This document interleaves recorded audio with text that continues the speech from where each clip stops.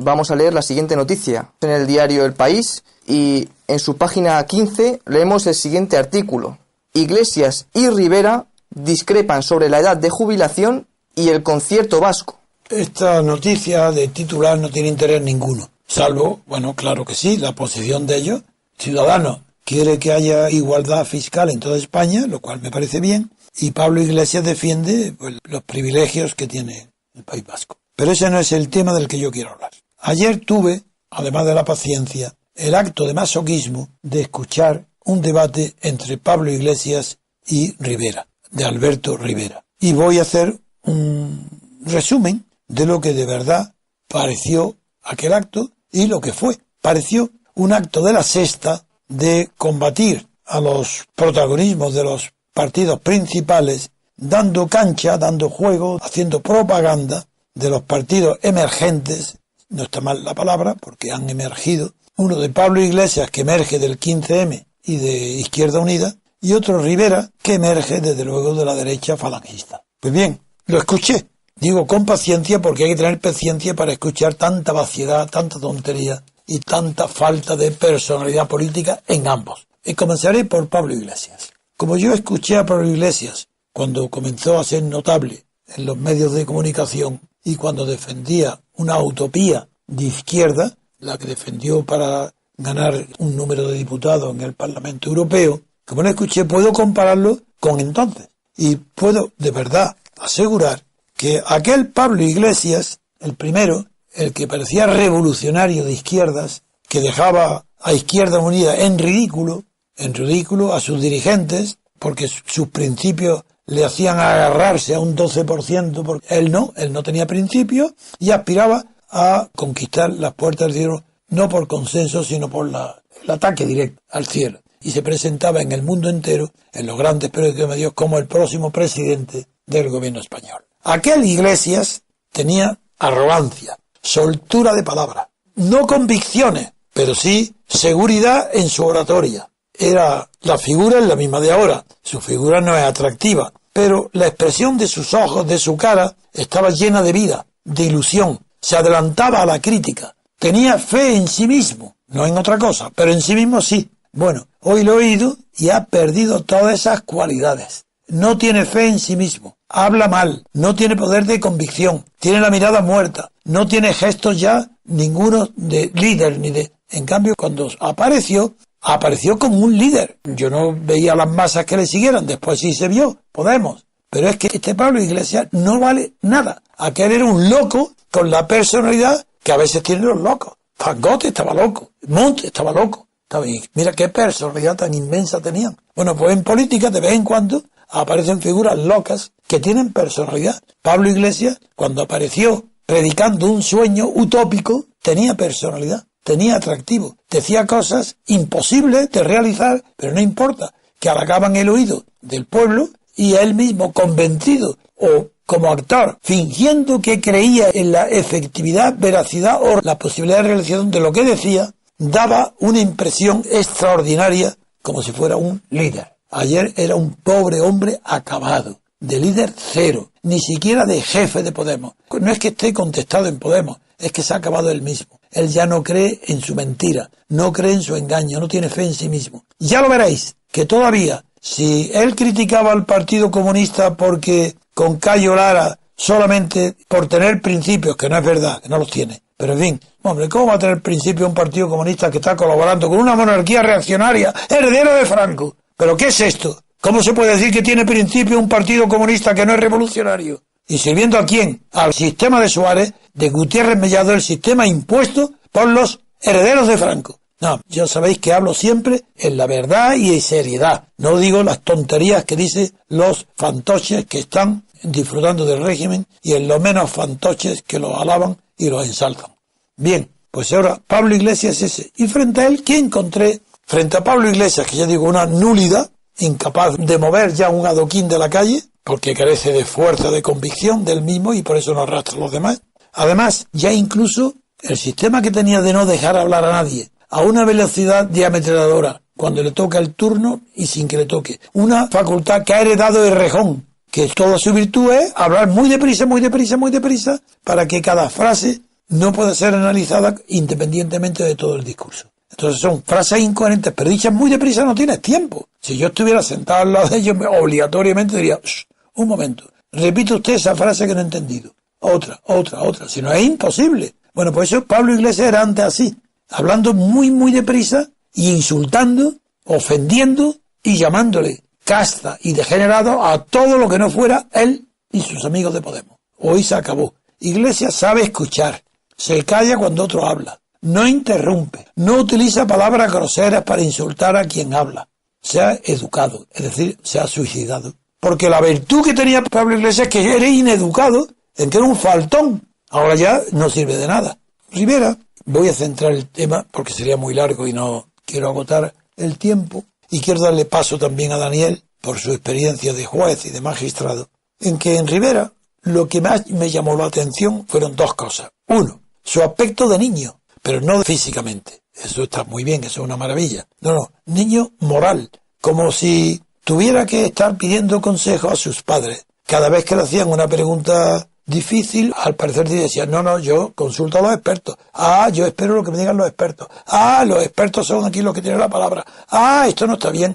No se puede prometer lo que no se puede cumplir. Antes consulte con los expertos. Amigo, aquí daré la palabra a Daniel, para que él diga qué función tienen los expertos en un juicio. Pero yo antes de darle la palabra, porque él va a terminar el debate de hoy, quiero decir lo que yo veo entre la política y la política económica. Bien, es normal, desde que se habla de la tecnocracia, que está normalizado en la opinión pública, el hecho de creer que la tecnocracia consiste en el gobierno de la técnica. Y no es verdad. La tecnocracia es el poder que el Estado de partido, la partidocracia, da a los técnicos. Tecnócratas.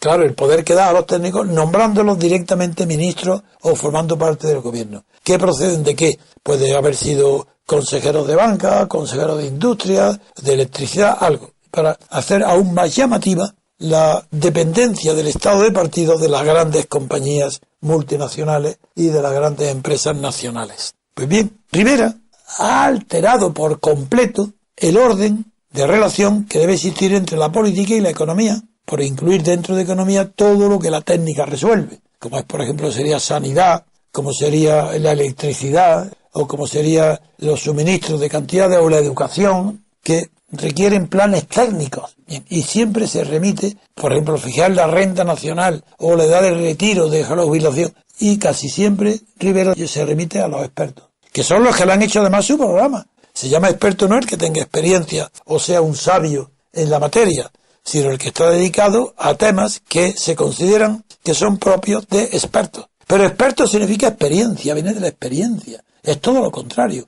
Un joven nunca puede ser experto de nada, salvo de ajedrez, o de matemáticas, o de música, si son genios ahí, sí. Pero el experto viene de la experiencia. Y son lo que en el derecho se llamaba jurisperitos, que tenían experiencia en la administración o en el conocimiento de los problemas jurídicos. Pues en la técnica no. En la técnica ya no son hombres experimentados, sino que tienen carreras que se consideran técnicas. Bien, pues Rivera, aparte de referirse a los técnicos, demostró, uno, que no se compromete a casi nada, que es un oportunista, que todas las preguntas las deja en el aire, dependientes de incógnitas. Dos, que no tiene personalidad moral. Así es un chiquilicuatro, o si dice una expresión vulgar, nada, un hombre que no tiene sustancia, no tiene carácter. Claro que es un jefe de partido, y como es él el que ha tenido el valor de enfrentarse en Cataluña a la opinión dominante, que es el separatismo, pues ha tenido una notoriedad que le da los votos que le permiten hoy ser jefe de un partido nacional. Pero él no tiene personalidad moral, no tiene personalidad de carácter, no tiene un carácter fuerte, no puede ser un jefe de partido, se lo van a merendar, se lo van a comer. Hoy no, porque está muy reciente sus triunfos, que parecen debido a su postura personal en Cataluña. Pero Rivera me pareció un hombre demasiado pobre, demasiado poco estudioso, poco conocedor del tema, que tiene que ponerse en manos de expertos, y cuando le hacen preguntas que él responde directamente, salvo aquella que dijo que también él, como Pablo Iglesias, alguna vez habían pagado en dinero negro, salvo eso, en lo demás es que no se compromete con nada, no tiene personalidad. Pero a mí me chocó mucho más la disolución en la prácticamente mediocridad absoluta del demagogo anterior, que era Pablo Iglesias. Sigue siendo demagogo, pero ni él mismo se cree lo que dice. Pero sí te quiero preguntar, Daniel, que la función del experto, claro que en forma de perito, la conocen muy bien los jueces. Entonces, según tu experiencia, dime cuál es el papel y si eso está permitido que un juez, un magistrado, un tribunal se someta al juicio de un experto. Bien, bueno, yo tengo que adelantar que no me sacrifique como tú viendo el debate entre estos dos personajes porque tenía mejores cosas que hacer. También quiero decir que la evolución de Podemos la llevamos adelantando aquí unos cuantos meses, es decir, prácticamente desde que surgió el fenómeno hemos pronosticado este desenlace, o por lo menos hacia dónde se encamina. Con respecto a Ciudadanos, hay que reconocer que todavía, bueno, caso distinto, todavía está saboreando las mieles del triunfo. Veremos a ver si tenemos el mismo resultado que con Podemos o no. Eso el tiempo lo dirá. Yendo concretamente a la pregunta que tú me hacías, evidentemente... bueno, antes quería decir una cosa. Según te estaba escuchando, estaba pensando en los tecnócratas y en el gobierno de los tecnócratas, pero también considero que a lo mejor es una estrategia pensada del propio Rivera para no asumir responsabilidades. Me explico. Yo utilizo expertos porque yo no conozco, yo no domino, yo no controlo. Entonces, si al final tenemos razón, es gracias a que he elegido bien a los expertos. Y si no tengo razón, es culpa de los expertos, no es culpa mía, ¿no? Entonces, puede ser un buen sistema para no ser responsable de las consecuencias de la toma de decisiones. Y en esto quiero decir que ser político es no solamente presentar un programa ilusionante, sino tomar decisiones, que unas veces serán buenas y otras malas. Unas se acertará plenamente y otras se fracasará. Y a lo hecho pecho. Pero aquí jugamos al despiste. Es decir, lo bueno es porque he elegido bien y lo malo no es mío, es del contrario. Entrando ya en la pregunta que tú me haces directamente, indudablemente en el mundo judicial los jueces no pueden saber de todo y muchas veces se utiliza en temas médicos, en temas técnicos, de automóviles, claro, o en temas técnicos, arquitectos, ingenieros de camino, se utilizan las pruebas periciales. Entonces, indudablemente el juez siempre tiene una capacidad para decidir amplia. No solamente está condicionado por la decisión del perito. Ojo, en muchas ocasiones el juez que no tiene criterio le interesa coger el criterio del perito y ya tiene la sentencia alineada. Pero si él ve o que el perito no tiene la garantía suficiente para fundamentar un fallo o ve que la propia pericia hace agua, pues suple las carencias del perito y decide al margen de la... Tiene que mojarse. Tiene que mojarse. El juez sí se tiene que mojar. Ahí está. El político, ¿y el político? Como Rivera, no quiere mojarse. Pues ahora quiere. Ahora voy a decirte por qué. Desde que con Hitler, Franco, Mussolini y los estados totalitarios basaron las decisiones referentes a la economía nacional en la economía política, que así se llamaba, economía nacional, era una economía política, porque solamente el nombre nacional ya califica de antemano qué tipo de enfoque, de mirada se echa sobre los asuntos económicos. Eso, afortunadamente, cuando acabaron los estados totalitarios en Europa, dejó de enseñarse en las universidades la economía política, porque se pasó a la concepción actual que lo que importa no es la economía política porque no tiene sentido, no existe, tanto como la política económica, que es una concepción diametralmente opuesta. En la economía política parece que es la economía la que dicta el sistema político y las medidas políticas, que era lo de Franco y lo de Hitler y Mussolini, que parece que eran razones económicas las que le obligaban a eliminar a los judíos. Pero eliminar a los judíos era un problema de economía nacional, porque había que eliminar a los judíos de la explotación económica, como los catalanes ahora. Si España nos roba, eso es una conclusión, aunque no esté demostrada, de economía política, porque toda la administración catalana, sobre la base de que está explotada. Hay un artículo muy bueno que hoy yo recomiendo, muy bueno, simplemente estamos tan acostumbrados a todo leer tan malo, que cuando vemos algo normal, regular, nos parece muy bueno. Pero en El País hay hoy un artículo sobre el victimismo en Cataluña, escrito por un catedrático de la Universidad de Barcelona. El catedrático se llama Manuel Cruz. El título del gran artículo, del gran por extenso, se llama La política de la queja, donde hace un estudio bien fundamentado sobre lo que es el victimismo. y él lo que señala es que el victimismo hoy ha cambiado de campo, porque el victimismo bajo Pujol eran los catalanes que eran víctimas del robo de España y víctimas de la prepotencia española, y hoy ese victimismo ha desaparecido. Ahora con Arturo Mas hay un victimismo contrario, que es el de los catalanes, que no son soberanistas ni separatistas, son víctimas de la política imperial, de la política de Arturo Mas, de la soberanista, y son los que tienen la queja. A eso se refiere el artículo, que está por lo menos hecho con ligereza y bien fundamentado. Pues bien, siguiendo con el tema del análisis que estamos haciendo ahora del asunto de Albert Rivera, exactamente. Bueno, pues en Albert Rivera el tema está en que un político no puede hacer más que política económica, no economía política, que es una aberración, porque la economía no dicta jamás al político lo que debe hacer. Es el político el que debe de imponer a la economía su criterio. Y es imposible que haya un gobernante con criterio si no tiene un dominio elemental de la economía. No el conocimiento de los economistas. No hay que ser economista. Incluso puede ser hasta contraproducente ser economista para un presidente del gobierno o para un presidente de un régimen presidencialista. Porque el político define la política en general de la nación, de la sociedad, en todos sus aspectos, incluida ahí la política económica también. Y si llama expertos, no es para orientar su política económica. El experto económico que llama es para que concrete qué medidas reales, particulares de la dimensión económica son las aconsejables para que él pueda realizar su política económica. ¿Está claro? Esa es la función del experto económico. Pues bien, cuando he escuchado a Rivera me he dado cuenta que este es un pobre hombre, pero un pobre hombre de verdad. Él cree que la política económica la tiene que dictar los expertos. Él sigue lo que los expertos le digan. Es decir, está reconociendo que él no tiene una concepción política de la economía, ni de España. Y tiene que esperar que en cada sector económico un experto le diga lo que hay que hacer. Tanto sobre la edad de retiro, de la jubilación, como de las pensiones, de todo. Ese es un pobre hombre que tiene dos destinos. Uno, su fracaso total, o bien que el poder suyo va a durar dentro de su partido o de los expertos como un merengue en la esquina de un colegio. Pero eso es lo que quería decir. Solo falta preguntar quién va a ser sus expertos en política anticorrupción y quién va a ser sus expertos en regeneración democrática. Bueno, eso es imposible. Eso es imposible porque la regeneración democrática, solamente oír la palabra regeneración de lo que sea, democrática, tiene que ser cambiando algo tan sustancial que sea distinto de lo que ha generado la corrupción.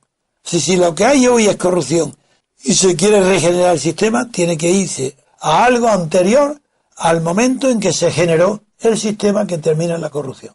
No se puede regenerar, se puede generar otra cosa, pero no regenerar la anterior, porque la regeneración lleva ya en sus genes, en sus propios términos de generación en los genes, lleva un determinismo social. No hablo de celular ni fisiológico, sino un determinismo social que obliga a que las mismas causas sociales producen el mismo efecto. Y por eso yo no creo en absoluto en la posibilidad de reforma de ningún régimen político. En cambio, si en lugar de régimen de poder es un sistema, sí que el propio sistema tiene sus propios medios inmunológicos para preservarse. Y cuando haya una infección, ese sistema tiene medios para que los leucocitos del sistema acudan presurosos para eliminar el foco de corrupción. Pero esa es la diferencia entre sistema político y régimen de poder. Lo que en España hay es un régimen de poder de los partidos, a imitación del franquista. Es un régimen como el de Franco, allí era un solo partido y ahora son varios. Pero aquel solo partido se llamaba Partido de Estado, hoy son varios partidos de Estado. Aquel partido, Falange, el movimiento, estaba financiado por los contribuyentes, por el Estado, y hoy están todos financiados por los contribuyentes, por el Estado. Por tanto, no ha habido cambio de sustancia generativa entre el régimen de Franco y lo que hay hoy. Cosa natural, porque han sido su heredero. Es el régimen de Juan Carlos, designado por Franco, su sucesor. Y el que hay hoy, Felipe, designado por su padre, por virtud de la monarquía, su sucesor. Nada más. Por tanto, ni regeneración, no quiero ni oír hablar. Salgo inmediatamente a regenerar. ¿Quién? ¿De qué fuerza parte? No. Mediante las reformas son de fachada siempre. Se revocan las fachadas para que parezca el edificio nuevo. Una reforma no puede sustituir un edificio por otro. Puede revocar las apariencias, adecentarlo. Bueno, pues en España todavía ni siquiera el régimen de poder ha logrado ser adecentado por los propios partidos. Todavía no está adecentado. Que no haya decencia interior, eso ni lo espero, ni pasará.